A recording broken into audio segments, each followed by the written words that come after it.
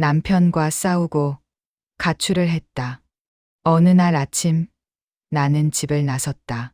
전날 밤 남편과 다툼 끝에 결국 큰 싸움이 벌어졌고 밤새 눈물을 흘리며 혼자서도 잘 살 수 있다고 다짐했다. 그래, 찾아와서 싹싹 빌어도 돌아보나 봐라. 메모 한 장만 남긴 채 아이 둘을 데리고 집을 나왔다. 3살짜리는 등에 업고 5살짜리는 앞세우고 양손에는 보따리까지 들었다. 멀리 가려면 시골 정류장에서 버스로 1시간은 달려야 시내에 닿을 수 있었다. 아이들도 나를 닮았는지 참얼미가 심했다. 큰아이는 아빠 차만 탄다고 버텼지만 겨우 달래 시내까지 나왔다. 빵과 요구르트로 허기를 달래던 중 마침 친정 방향 버스가 한 대 들어왔다. 걱정을 끼치고 싶지 않아 엄마한테는 가지 않겠다고 버스를 그냥 보냈다. 그런데 막상 갈 곳이 없었다. 평소 사이가 서먹했던 언니에게 전화를 해보기로 했다. 휴대폰이 없던 나는 길을 건너 공중전화 부스를 찾아갔다. 수화기 너머로 힘없는 언니 목소리가 들렸다. 알고 보니 언니는 맹장 수술을 받은 직후였다. 몸조리 잘하라는 말만 남기고 얼른 끊었다. 언니 걱정보다 당장 내 발이 더 급했다. 동생에게도 전화를 걸었다. 한 번은 안 받고 2번도 안 받았다. 30분쯤 기다려 다시 걸었더니 겨우 연결이 됐다. 반가운 마음에 흐느끼며 집을 나왔다고 털어놓았더니 동생이 당황한 목소리로 말했다. 마침 시골에서 시어른들이 오셔서 오라는 말을 못하겠다고. 전화를 끊자마자 온몸에 힘이 쭉 빠졌다. 아둥바둥 아껴가며 살았던 내가 정작 위급한 순간에 연락 한 통 제대로 못하는 신세라는 게 후회스러웠다. 결국 친정으로 가는 버스를 탈 수밖에 없었다. 차표를 사고 큰아이를 찾으니 어느새 사라지고 없었다. 이름을 부르며 헤매다 아이를 찾았을 때 버스는 이미 떠난 뒤였다. 바닥에 주저앉아 아이들 손목을 꼭 잡고 기다리는데 기름 냄새에 속이 울렁거렸다. 아이들은 엉엉 울고 나도 겨우 눈물을 참았다. 다음 버스가 왔을 때 자리를 맡아두고 큰아이를 태우려는 순간 아이가 갑자기 배가 아프다고 했다. 기사님은 보따리를 내려주며 다음 차를 타라 했다. 화장실에 다녀온 뒤 또 1시간을 기다려 겨우 버스에 올랐다. 차가 출발하자마자 하늘이 노래지고 천장이 빙글빙글 돌았다. 기사님께 비닐봉지를 빌려 겨우 버텼는데 큰아이도 나란히 속을 개원했다. 눈물이 저절로 흘러내렸다. 3시간쯤 달렸을까.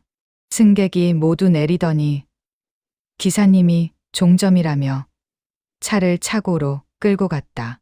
버스를 잘못한 것이었다. 작은 아이를 등에 업고 보따리를 들고 내리니 큰아이가 바닥에 드러누우며 다시는 버스 안 탄다고 울어댔다. 결국 셋이서 바닥에 앉아 한참을 울었다. 언제 왔는지 사람들이 줄을 서서 우리를 내려다보고 있었다. 안내 직원 아저씨가 달려와 사정을 듣더니 3시간만 기다리면 반대 방향 버스를 무임으로 태워주겠다고 했다. 아침 9시부터 아무것도 먹지 못한 채 또 3시간을 기다렸다. 드디어 오른 버스 안에서 큰아이는 눈을 감은 채 대답도 없고 작은 아이도 축 처져 있었다. 겁이 덜컥 났다. 이 넓은 세상에 우리 셋이 갈 곳 하나 없다는 사실이 그제야 실감으로 밀려왔다. 아침에 갈았던 복수의 칼날은 하루도 안 돼 녹슬어 버렸다. 집에 들어선 건 저녁 9시였다. 열려있는 현관 안에서 남편 목소리가 들렸다. 여보세요. 경찰서죠? 오전에 가출 신고한 사람인데 아직 제보 없습니까? 큰아이가 아빠를 큰 소리로 불렀다.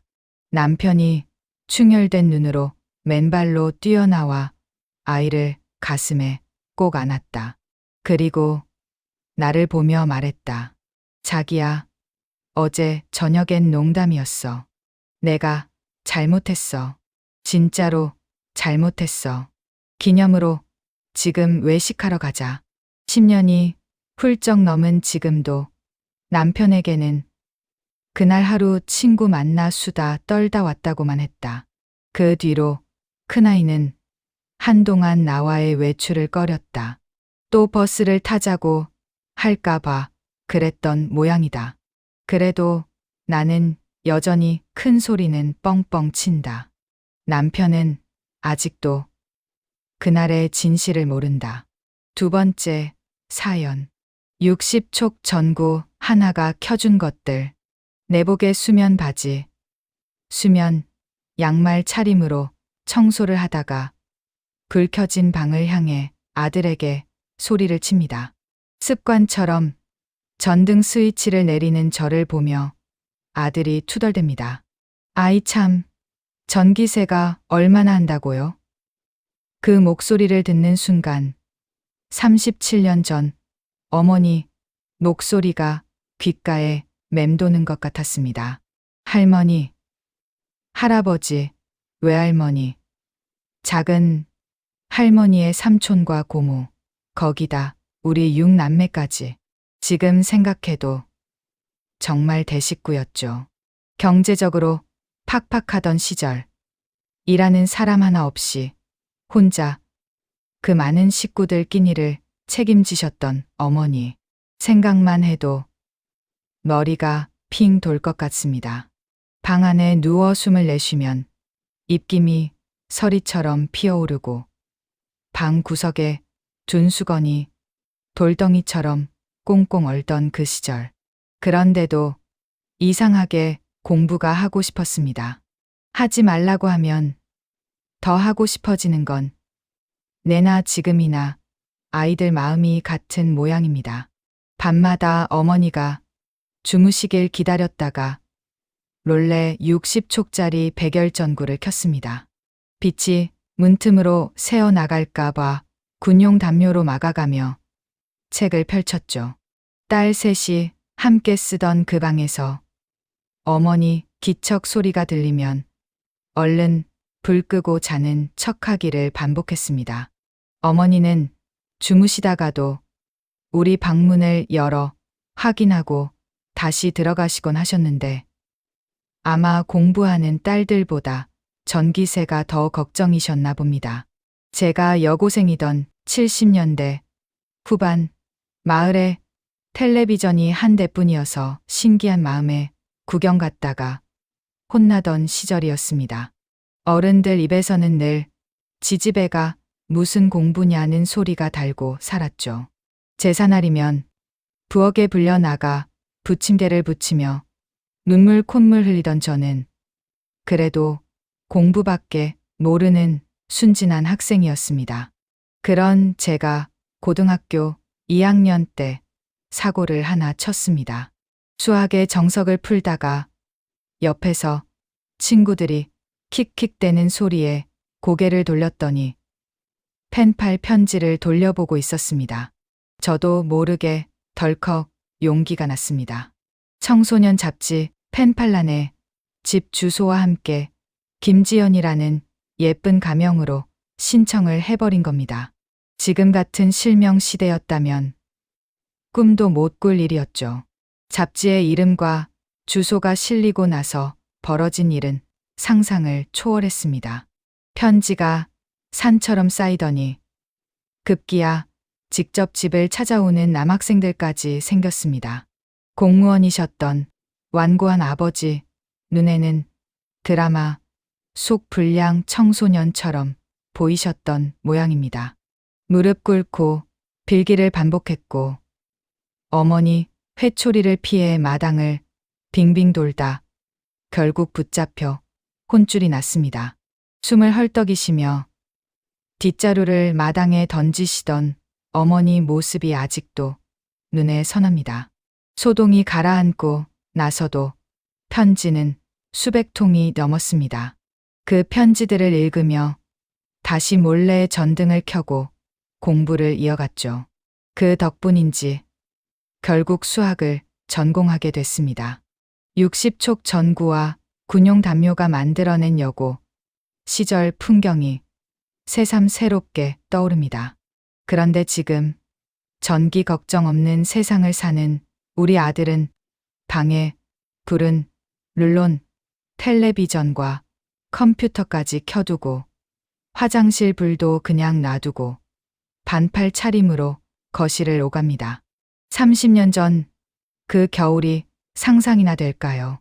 그래도 돌이켜보면 그렇게 부지런히 전등을 끄고 다니셨던 어머니의 손길은 빠듯한 아버지, 월급으로 온 가족을 건사하려는 나름의 살림이었을 겁니다. 딸들 시집 보낼 때 남부끄럽지 않게 혼수라도 마련해 주려는 더 큰 사랑이었을지도 모르고요. 아이를 낳아 길러보고 혼을 낸 뒤 뒤돌아 눈물을 훔쳐봐야 비로소 알게 되는 그 마음. 지금의 제가 60촉 전구 하나로 어머니를 떠올리듯이 우리 아들도 30년쯤 지나면 자기 아이 방을 돌아다니며 불을 끄고 있지 않을까요? 세 번째 사연. 장날이면 봄이 옵니다. 오늘은 장날이다. 아침부터 시장에 늘어선 갖가지 농산물을 보니 괜히 기분이 들뜬다. 내가 일하는 곳 근처에서는 매달 4일과 9일이 들어간 날이면 어김없이 장이 선다.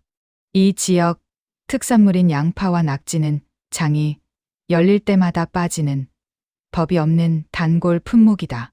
계절마다 색색의 과일을 한가득 싣고 와서 젊은 아가씨에게는 덤을 칵팍 얹어주시는 인심 좋은 과일 아저씨. 반짝이 티셔츠에 일바지를 직접 차려입고 구수한 입담으로 어르신들 사이에서 인기 만점인 옷 장수 아저씨. 매주 싱싱한 생선을 잔뜩 가져오시고는 팔고 남은 것을 검정 비닐봉지에 담아 슬며시 건네고 가시는 한평댁 할머니. 예전에 사업을 크게 하시다 홀딱 망하셨다며 전성기 시절 이야기를 100번도 더 들려주시는 튀김순대 아저씨. 장날에만 만날 수 있는 모두 소중한 분들이다. 장날이면 마을 곳곳에서 어르신들이 나오신다. 하루에 버스가 몇 대 되지 않으니 장날은 큰 결심을 하고 나오시는 날이다. 찬거리도 사고 뽀글뽀글 파마에 염색도 하고 병원에서 치료도 받으시다 보니 장날이면 시장뿐 아니라 미용실, 병원, 팥죽집까지 어르신들로 북적인다. 시골 지역 특성상 이곳의 가게들은 아침 7시 반이면 문을 연다. 잠이 없으신 어르신들은 첫 차를 타고 나오셔서 추운 날씨에도 병원 계단에 앉아 우리가 출근하기를 기다리신다. 문을 열고 들어서면 아따 겁나게 춥구마이 하시는 구수한 전라도 사투리에 저절로 웃음이 난다. 시장 안에서는 핑크색 보자기를 너리에 두른 할머니들이 단체 파마를 하신 채 사방으로 오가는 진풍경이 펼쳐진다. 할머니들이 장을 보시는 동안 할아버지들은 순대국밥집에서 막걸리 한 잔씩 걸치시며 예시야기를 나누신다. 그러고 보니 겁나게 세월이 흘렀구마이 하시며 이야기 꽃을 피우신다. 장날은 물건을 사고 파는 곳이기도 하지만 세상의 변화와 유행을 읽을 수 있는 곳이기도 하다. 매주 새로운 물건을 들고 와 지나는 사람들 발길을 붙잡는 신상 아저씨, 아주머니, 장날이면 릴려드는 주문에 눈코 뜰 새 없는 중국집 사장님까지 모두 고마운 얼굴들이다. 명품이 무엇인지, 백화점이 어떤 곳인지 모르시는 순박한 어르신들과 함께한 지 어느새 2년이 되었다. 이제는 한숨 소리만 들어도 어느 자식이 속을 썩이는지, 지팡이 소리만 들어도 오늘 몸 상태가 어떠신지 대충 짐작이 간다. 오늘도 어르신들이 장에서 사오신 생선, 채소, 농약병들이 카운터 위를 가득 채우고 있다. 오늘 나의 임무는 진료가 끝나고 돌아가실 때 이것들을 빠짐없이 잘 챙겨드리는 일이다. 마지막 할머니가 자리에서 일어나신다. 지팡이와 장바구니를 건네드리며 한마디 건넨다. 할머니, 치료받으셨으니 겁나게 좋아지실 거예요. 할머니가 환하게 웃으신다. 오늘도 장날은 특산물과 어르신들로 가득하다. 바깥은 영하의 날씨지만 내 마음속 날씨는 포근한 봄날이다. 4번째 사연. 어머니의 리어카 한가득 통쾌함. 저는 매일 아침 어머니를 만납니다. 장사하는 곳에 어머니가 매일 오셔서 점심 준비도 도와주시고 자빌도 거들어 주시다 보니 자연스럽게 나누는 대화가 많습니다. 올해 75이신 어머니께서 들려주신 이야기는 지금으로부터 40여 년 전으로 거슬러 올라갑니다.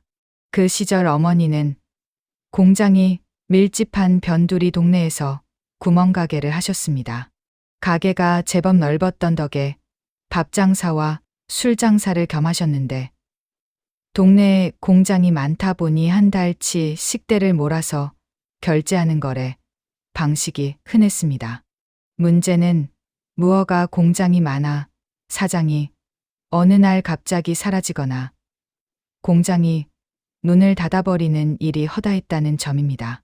한 달 내내 밥과 술을 내주고도 한 푼 못 받는 경우가 수두룩했지만 외상 거래가 아니면 장사 자체가 안 되는 시절이라 어머니도 어쩔 도리가 없으셨습니다. 그중 한 공장 사장은 아예 작정을 한 듯 외상값을 갚지 않았습니다. 어머니가 수금하러 찾아갈 때마다 은행 갈 시간이 없었다느니, 문 닫는 시간을 잘못 알았다느니, 일요일이 지나면 꼭 드리겠다느니 하며 온갖 핑계를 늘어놓았습니다. 그렇게 20번을 찾아가셨지만 겨우 보름치 밥값만 받아오셨고 나머지 몇 달치는 끝내 받지 못하셨습니다. 어머니는 더 이상 당하고만 있을 수 없다고 결심하셨습니다. 그리고 다시 그 공장을 찾아가 이번에는 밥값이 아닌 다른 것을 요청하셨습니다. 마침 그 공장이 이불솜을 만드는 곳이었는데 한겨울에도 변변한 이불 하나 없이 지내는 아이들이 안쓰러우니 솜을 좀 빌려달라고 하신 겁니다. 몇 달째 밥값을 미뤄온 사장 입장에서는 차마 거절할 수가 없었습니다. 어머니는 기회다 싶어 리어카를 빌려와 솜을 넘치도록 싣고 오셨습니다. 그리고 그 솜을 동네 형편이 어려운 집집마다 나눠주셨고 물론 우리 집에도 이불 몇 채를 만드셨습니다. 며칠 뒤 그 공장 사장의 아내가 솜값을 받으러 찾아왔습니다. 어머니는 지금 돈이 없으니 내일 다시 오라고 하셨고 다음 날도 그 다음 날도 같은 말을 반복하셨습니다. 10번쯤 되었을 때 그 아주머니가 격하게 항의했습니다. 어머니는 차분하게 대답하셨습니다. 자신은 밥값을 받으러 20번을 찾아갔고 아직 10번밖에 오지 않았으니 20번을 채우려면 아직 멀었다고요. 할 말을 잃은 그 아주머니는 그 뒤로 다시는 나타나지 않았습니다. 결국 외상 밥값도 솜값도 끝내 받지 못한 채 수십 년이 흘렀습니다. 공장들이 있던 자리에는 아파트 단지가 들어섰고 어머니도 이사를 하셨습니다.